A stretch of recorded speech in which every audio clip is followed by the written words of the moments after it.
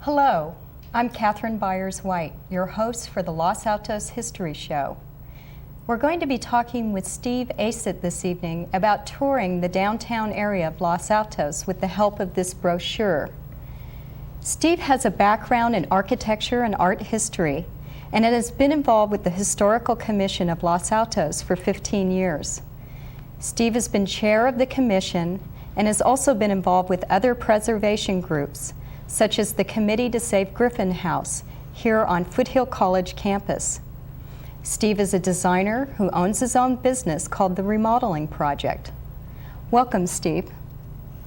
It seems as though you come by this interest in local history and architecture quite naturally. How was your interest in architecture and art history first ignited, and what in particular interests you about this area's local history? I'm the son of a builder who built a particular style of house, and when I was growing up, I grew up in an area of Atherton called Lindenwood, which at the time was mostly mustard fields and confined inside some brick walls that were the fence for the flood estate. And there was a number of artifacts left. The large flood estate had been demolished, but there were a number of things still left in the area that I grew up in, old gas light lamps and swimming pools and fish ponds and gatehouses and gates, and we used to sneak into the old gatehouse and rummage through the records of the Stanford family that were stored there and about and around, and so the combination of the two, I'm sure, was something that came to me early in my life. And in Los Altos here, it's an interesting town because of the diversity of development that's happened over the last 100 years, and that it's been a gradual evolution of housing styles predominantly, that there's evidence of different houses and different periods of development scattered throughout the town, mixing constantly and constantly changing. So that's mostly what I see as of interest in this town, including some fine, very old buildings. Yes, there are, aren't there? Uh-huh. Well, tell me a little bit about the walking tour brochure. Who sponsored it and how did it come about? The walking tour brochure was developed in the mid-'80s. Wolf Schrader on the Historical Commission was primarily responsible for it, as well as the other commissioners. And an old-timer, a resident that had grown up in town, had written a book, Ed Woodworth, called The Birth of a Town, and that sort of served as the instigator for the walking tour brochure. And so by developing the brochure, it was intended to be a guide, an educational tool, and a way of informing the public of some of the old fabric of the beginnings of the town that are still here and still affecting the development. Steve, about 3 weeks ago we met and took a mini tour of the downtown area, and we want to roll that tape for our viewers later on. But before we do that, I wanted to get some pointers from you about how to go about the tour, and how long does the tour take? You could probably take 2 hours easily to do it. The downtown area, you could start at the Chamber of Commerce to get the brochure, but the downtown area is essentially a triangle going down Main Street 4 or 5 blocks until you get to State, and you can come back up and then come back across First Street to rejoin Main. That's the heart of the downtown portion of the tour that is referred to in the guide.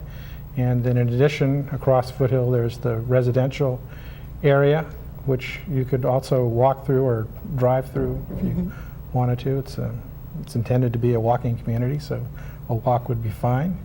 Or, and then there's some other buildings around the periphery of that area that could also be seen that are shown in the guide. Thank you. I know that Los Altos is a somewhat unique town in that it was founded and the nucleus of this town was built in a relatively short period of time, was it not? Yes, the beginnings of town and the events that gave it its form today, or the major events that gave it its form, happened right after the turn of the century.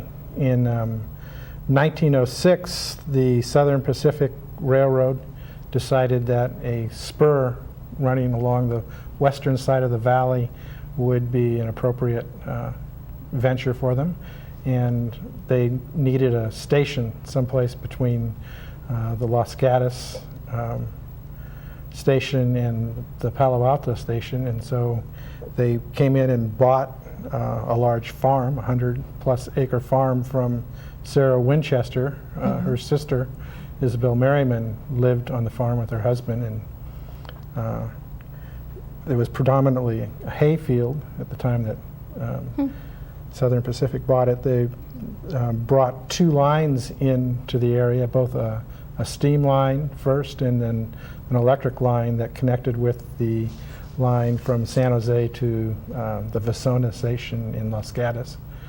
So, but in 1906 they bought the property from Sarah Winchester, and in 1907 the steam line had been started between Mayfield and Los Altos and had arrived in Los Altos by 1908. Southern Pacific turned over the sale of the land in Los Altos in that parcel of land that they bought from Sarah Winchester. It was subdivided, and the town was laid out centering around the train station, or the proposed train station, and given a residential half and a downtown commercial area. The first buildings were put up in 1908, 9, 10. The school was in 11. The water and electric were in 1908, and the phone service came in the next year, and buildings were going up in the University Orange Avenue area across the street from the train station. And so it was this flurry of activity, and the much of the planning that was done then remains today and gives us the form of the downtown area and the University Orange Avenue area. And the Foothill Expressway, which is the old train line, still forms the spine of the community. Well, how is Los Altos different from, let's say, Mountain View or Palo Alto? Mountain View and Palo Alto both have more of an orientation towards commercial development and industrial development. Los Altos was always seen more as a suburban community, providing healthy benefits of living at the turn of the century. It was very popular to move to the country as part of the suburban movement, to move to the country and live outside in the fresh air and in the fields and have your apricots growing and run about in the mustard fields and whatnot, so that this was very popular. And actually, as Stanford became more popular, some of the professors moved in to the area to adopt this lifestyle. And so Los Altos has always maintained that distinction. Mountain View was more oriented towards the bay and towards the commercial. It was a port on the bay and also a stagecoach stop, and Palo Alto became more oriented towards Stanford. And so.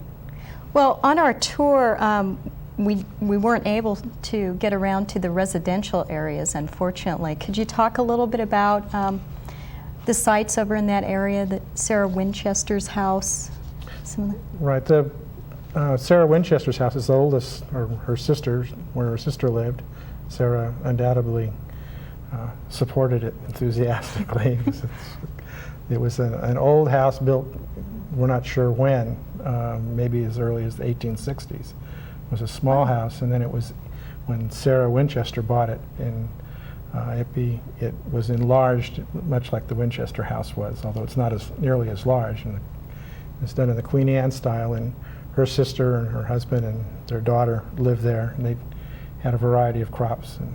And that house has been recently remodeled and is on our landmark list, and as part of, there's an agreement that will keep it that way, the Mills Act agreement that we've entered into with the owners.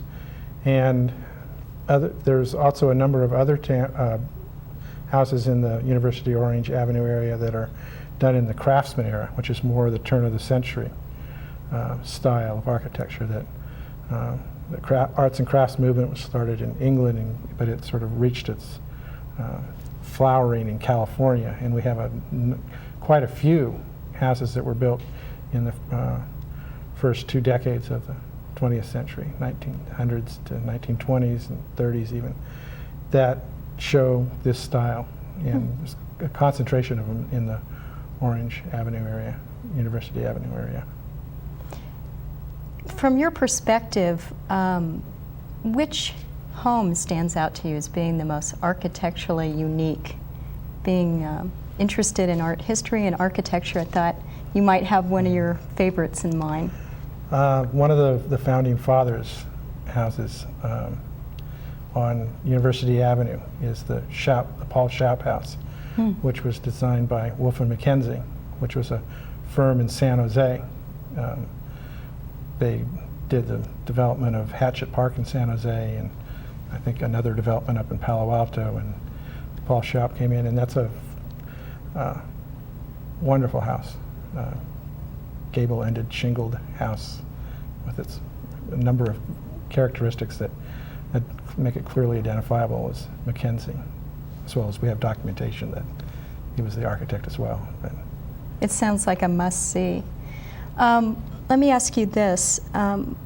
You talked a little bit about the founding of the city.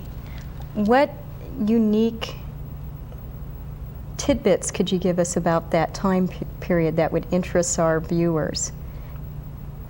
I know you had talked about the train station and how that's changed hands many times over. And right, the train station was really, that's a 1913, I believe, building, and it was recognized for its architectural style, and it became sort of like the meeting place for town, and the kids hung out there, and there was olive orchards, and a big oak tree used to stand between the train station and what is now the Kentucky Fried Chicken in the island at the entrance to the downtown area, and that was actually the horses were tethered there, and people met there, and so there's that aspect. And I guess the old timers always talk about playing football in the fields, and right where this building is now, and that's where the football field was, and kids used to just meet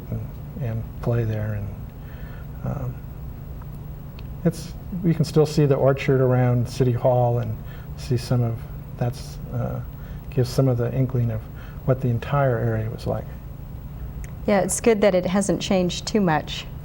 There's quite a few changes. There's still some remembrances. I know we went by Ramsey's garage. Can you give me a little bit about the history of Ramsey's garage? I found that in the Copeland Building particularly interesting.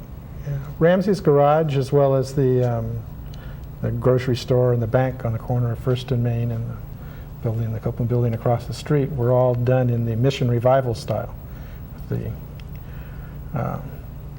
arcaded top, and it was very popular at that time that they were built, and I'm sure that there was an intention to be current in what was being promoted as a new town, and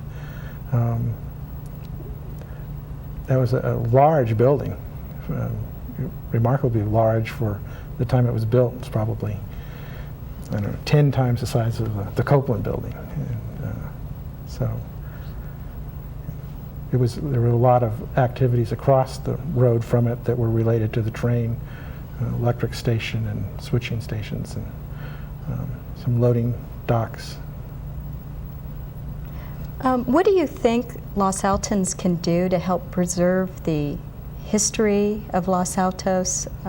Could you tell us a little bit maybe about the Historical Commission and other committees that are working to preserve Los Altos and what's left of its original form? The Historical Commission is, we're actively engaged in doing what we can to educate and make people aware, and that's keep your eyes open, see what's around you, try to figure out where it came from is probably the most important thing, and then as you get to know more about the old houses and the names of the streets and whatnot, that you'll get more involved in it. In addition to that, there's also the association, the History House Association, which is a group of interested members of the town who participate in a number of activities that help promote the history of town, including essay contests that the school kids do every year, and exhibits that they put on at History House, which is behind the library.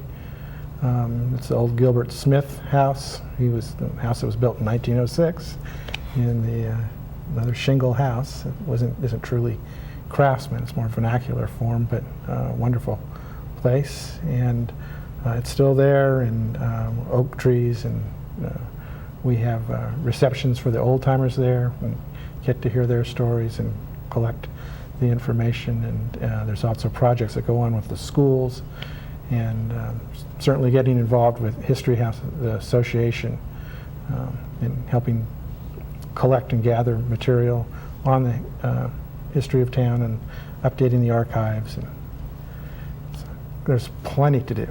It sounds like it, Steve. Yeah. Thank you very much. Time's gone by so quickly, as it always does. But thank you for giving us background on the history of Los Altos and the walking tour brochure.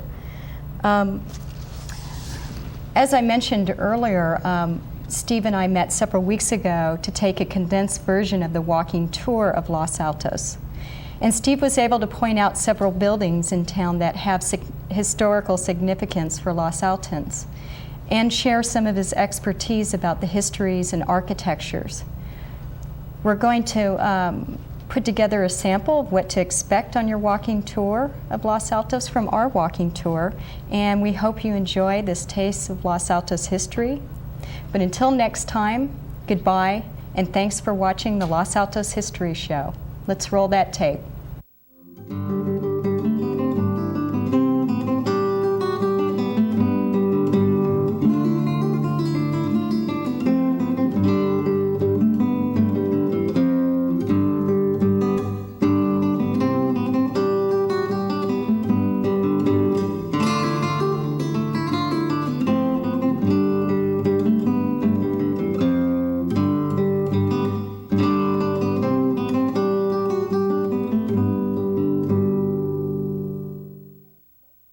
Steve and I met at a city park close to the downtown area of Los Altos to begin our walking tour. From Lincoln Park, we walked along University Avenue, one of the oldest residential streets in Los Altos, to the Chamber of Commerce building, where if you're interested, you can pick up a walking tour brochure. Steve pointed out that the Chamber building was built by a locally prominent architect, Goodwin Steinberg. It is Steinberg's first building, built in 1961. It is a small building, but is considered a classic because of its form. It shows some Japanese influences in the sweep of the roof, its modular elements, and in the proportions of the building and in the way the windows were handled. According to Steve, it is quite possibly a future landmark. From the Chamber building, Steve and I walked to the intersection of Foothill Expressway and crossed over to the business area of town known as Main Street. Foothill Expressway was once a train track bed for the electric and steam railroads that once served Los Altos. Steve shared with us that Los Altos was originally laid out as a pedestrian town with residences, transportation, and commerce well within walking distances from one another. Now, of course, with the automobile as the main mode of transportation, that original intent is somewhat lost, although people still consider being within walking, biking, or rollerblading distance of town a definite plus. Our first stop in town is the train depot, built in 1913.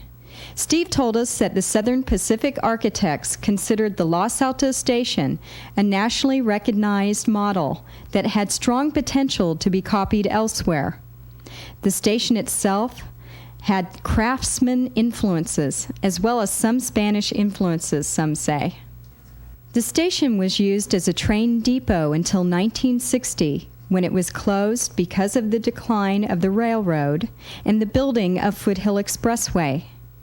Since then, the building has been used as a restaurant, a bank, and now an antique store. The train station is designated locally as an important historical landmark and is considered eligible for designation on the National Register of Historic Places.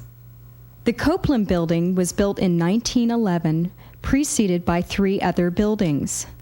Steve told us this building was once the town post office, as well as a drugstore and soda shop. The upstairs floor was once a hotel and then became the headquarters for the return of the Los Altos Star, the original newspaper in town, precursor to the present-day paper, the Town Crier. Steve told us that the garage was torn down in 1983. It originally served as a feed and fuel store. In 1923, George Ramsay and a partner bought it, and it became known as Ramsey's Garage, or the Los Altos Garage. It was a very large barn-like building. Ramsay also bought a Model A fire engine, which replaced the old soda cart, which had served as the town's only firefighting equipment up to that time. So it has also served as the town's volunteer fire station. In the early 1980s, the city's planning department developed some design guidelines for the present structures to resemble the character and form of the former, with similar roof lines and angles. The buildings have been architecturally recognized as appropriate structures to resemble the former buildings. From the garage site, we walked from State Street and First Street back to Main Street to one of the first buildings built in town. We're on Main Street, standing in the doorway of what used to be Shout Hall. Correct. After the founding fathers of the downtown area, the Shout brothers were the Southern Pacific Railroad executives that were instrumental in bringing the train to this location and in the development of the town. The Shout building was the second building built in town about 1909, 1910, and housed a variety of activities, including the Boy Scouts. Upstairs was used for meeting rooms as a grocery store, and the first school rooms were here, and the Boy Scouts met here, and it now houses a collection of old photos from the area. The building is pretty much as it was originally. The awnings that are on the outside of the buildings were added to help control sun, and so the building is a lot flatter originally, and the original entrance was a corner entrance to the building rather than the offset entrance. So the front entrance has been altered a bit, and the awnings are new, but other than that, the building stands pretty much as it was originally. Steve pointed out this plaque identifying Shout Hall as the first elementary school building in Los Altos. There are 5 such designated buildings in downtown Los Altos. Steve told us this building is still largely intact. The storefront is original, the transom windows and awning are original, the building's awning is hidden behind the facade of the building, and the interior walls are built entirely of wood. Steve, I'm really glad we had an opportunity to get out today and tour Los Altos. If you are going for a tour here in Los Altos, we really just scratched the surface. There are many, many sights to see, many that are nearby but need to be driven to. If you are interested in doing this, I would say, plan a few hours? A couple hours to get around. There's the San Antonio Club is down San Antonio Road, one of our local meeting halls, and there are other. It's fun to drive through the University and Orange Avenue area, see a lot of the older houses, shops houses, and a lot of craftsman houses, a variety of styles. Winchester's house is still in town. I thank Steve for being such a delightful and informative tour guide. This just gives you a taste of what the tour holds in store for you. Why don't you give it a try?